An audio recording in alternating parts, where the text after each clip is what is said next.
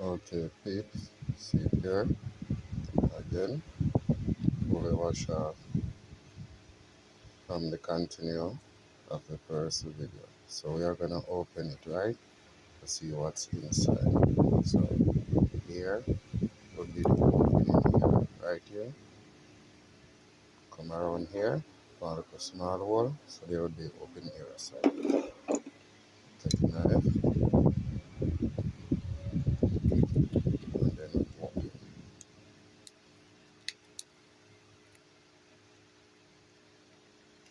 Wow, on a hard open.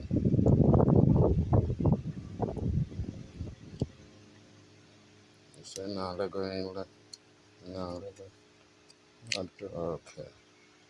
There we go.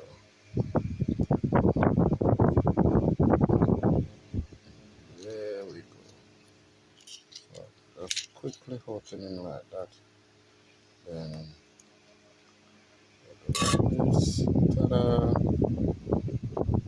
That's what inside. So please like, subscribe, share. Tell me what it is. Because this can be a real oysters, can be real something to eat, feed off of. No iron, protein, calcium, them stuff there within it. Zinc, all of them.